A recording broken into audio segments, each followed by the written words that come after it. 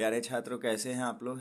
अभी जो हम आपको बड़ा बताने वाले हैं रिलेशन एंड फंक्शन, यानी कि संबंध एवं फलन का जो है पूरा कॉन्सेप्ट, बेसिक कॉन्सेप्ट आपको बताने वाले हैं। तो सबसे पहले जो है हम आज जो पढ़ेंगे संबंध का जो बेसिक कॉन्सेप्ट है, कि इसमें बहुत से बच्चों को दिक्कत होता है कि ये सर समझ में नहीं आता है कि ये क्या है, कैसे होता है सर, थोड़ा सा। तो ये आपको यहाँ हम बहुत ही डिटेल में और अच्छे से समझाने वाले हैं।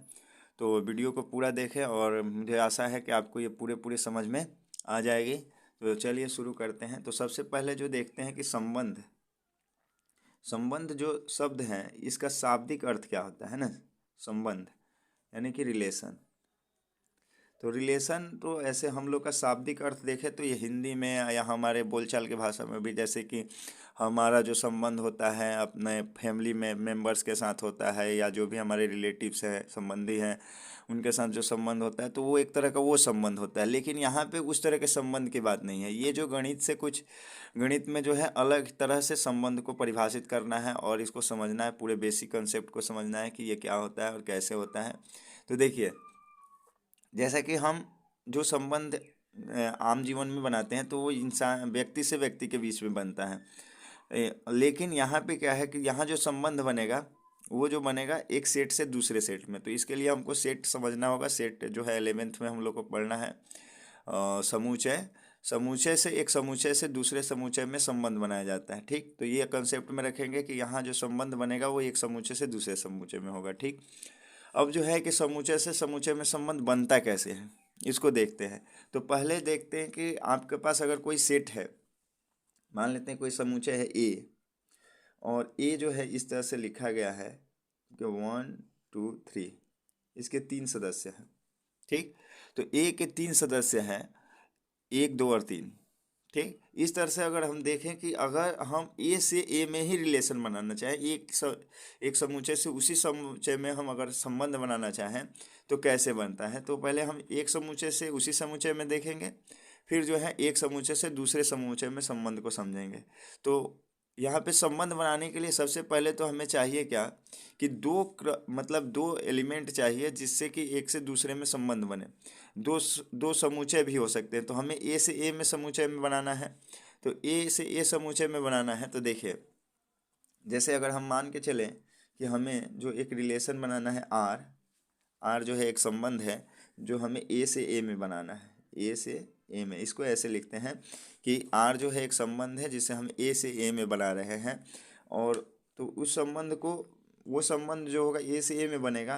तो इसके लिए हमें क्या चाहिए कि इस दोनों ए से ए का क्या चाहिए हमको, ए क्रॉस ए चाहिए, मतलब कार्टेजियन प्रोडक्ट ऑफ ए, ये हमको चाहिए। ठीक, तो इसको पहले हम लोग देखेंगे कि ये निकलेगा कैसे।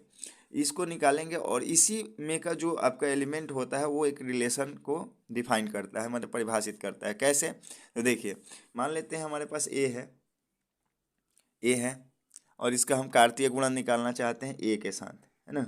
ये होता है आपका क्या, यहाँ पे लिख लेंगे, ये इसको हम लोग बोलते हैं कार्तीय गुणन, कार्तीय गुणन, है ना। और इसको अंग्रेजी में हम लोग बोलते हैं कार्टेजियन प्रोडक्ट। क्या है ये, कार्टेजियन, सॉरी कार्टेजियन, है ना, प्रोडक्ट। ठीक है, तो ये कार्टेजियन प्रोडक्ट क्या होता है और इसको निकालते कैसे हैं देखिए। तो मान लेते हैं ए क्रॉस ए निकालना है, तो हमारे पास सेट ए क्या है, 1 2 3 का कार्तीय गुणन निकालना है हमको ए के साथ ही, यानी 1 2 3 के साथ। ठीक, इस तरह से। तो 1 2 3 से जो हमको क्या निकालना है, कार्टेजियन प्रोडक्ट निकालना है। तो देखिए कैसे करते हैं इसको। तो हम क्या करेंगे कि इसको गुणा करें, गुणा जैसे कि गुणा होता है जनरली, वैसे गुणा नहीं करते हैं। समुच्चय का कार्तीय गुणन है तो इसमें हम ऑर्डर्ड पेयर बनाते हैं, यानी क्रमित युग्म बनाते हैं। क्रमित युग्म करने का मतलब कि जोड़ा बनाते हैं संख्याओं का, है ना। इसको हम लोग क्रमित युग्म बोलते हैं। तो कैसे क्रमित युग्म बनेगा देखिएगा, 1 1, ठीक है, 1 के साथ 1 से, फिर आपका 1 2, ये 1 का 2 से, फिर इस 1 का 3 से, 1 3, है ना। यानी 1 के साथ हम 1 1 1 2 1 3 लिए, 1 के साथ, इस 1 के साथ इन तीनों को लिए, फिर अब 2 के साथ फिर तीनों को लेंगे। तो क्या हो जाएगा, 2 1 2 2, ठीक है, और 2 3, है ना, 2 3, और फिर अब 3 के साथ अब सबको लेंगे। तो 3 1 3 2 और 3 3, ठीक है, यहाँ देखिए 1 के साथ इन तीनों को लिया, फिर 2 के साथ इन तीनों को लिया, और 3 के साथ इन तीनों को लिया, तो इस तरह से ये कार्टेशियन प्रोडक्ट निकल जाता है। ठीक, अब जो है दोनों ये ए के साथ कार्तीय गुणन निकल चुका है। इसमें जितने भी क्रमित युग्म आए हैं, यानी क्रमित युग्म माने दो थोड़ संख्याएं हैं जो एक ऑर्डर्ड पेयर में जोड़ी गई हैं, तो इस जितने भी आपके ऑर्डर्ड पेयर आए हैं ये सभी जो होंगे, सभी ये एलिमेंट होंगे ए क्रॉस ए के, मतलब ये जो कार्तीय गुणन के सदस्य होंगे सभी, है ना। तो कार्तीय गुणन के जितने भी सदस्य होते हैं वो क्या करेंगे, एक जो होगा आपका संबंध को परिभाषित करेंगे। कैसे, तो देखते हैं। देखिए ये कैसे एक संबंध को परिभाषित करेंगे, तो आप यहाँ देखेंगे कि अगर कोई हम आर ले लेते हैं, है ना, रिलेशन ले लेते हैं, और इसमें का कोई भी एलिमेंट हम लिख लेते हैं। सपोज करिए कि हम लिख लिए यहाँ पे 1 1 2 2 एंड 3 3। ठीक, तो ये एक जो है एक तरह का ये संबंध होगा जो ए पर परिभाषित है, समूचे ए पर परिभाषित है, और ये ए से ए में ही संबंध बनाया गया है। ये जो आर है ना, आर सच डेट, है ना, it is from A to A, मतलब ये ए से ए में है। ठीक, ये ए से ए में एक संबंध बना हुआ है। अच्छा चलिए, एक ए मान लेते हैं R1 है, एक और आर बनाते हैं जैसे R2, एक दूसरा रिलेशन लेते हैं जैसे कि 1 2 एंड 2 1, ठीक, 1 3 एंड 3 1, है ना, ये हो गया। तो ये अगर इसमें मान लेते हैं हम इतने ही एलिमेंट को रखते हैं, 4 एलिमेंट्स को, ठीक है, तो 4 एलिमेंट्स को रखते हैं, तो ये भी जो है आपका रिलेशन है, ये भी एक आर है ना, जो कहाँ से कहाँ बना हुआ है, ए से ए में ही बना हुआ है। ठीक, तो ये भी एक रिलेशन है। तो कोई भी एलिमेंट अगर हम इस ऑर्डर्ड पेयर में का चुन लेते हैं तो वो सभी एक रिलेशन होते हैं। जैसे कि आप मान लेते हैं एक रिलेशन ले लेते हैं R3, ठीक, R3 ले लेते हैं, और इसमें हम मान लेते हैं कुछ एलिमेंट्स को ले लेते हैं जैसे 1 2 2 3 1 3, ठीक, तो ऐसे ले लिए। तो ये भी एक क्या है आपका आर रिलेशन है जो ए से ए में बना हुआ है। ठीक, ए से ए में बना हुआ है। तो ये जितने भी रिलेशन हैं सब ए से ए में बने हुए हैं, जिसमें ऑर्डर्ड पेयर का पहला एलिमेंट जो है ये पहले ए का है, और दूसरा एलिमेंट जो है दूसरे ए का है। मतलब अगर दो सेट में हो तो ये क्लियरली समझ में आएगा कि अगर सेट ए से बी में है तो पहला एलिमेंट ए का दिखेगा, दूसरा एलिमेंट बी का दिखेगा, लेकिन यहाँ पे ए से ए में ही है तो लग रहा है कि सब एलिमेंट एक ही में है।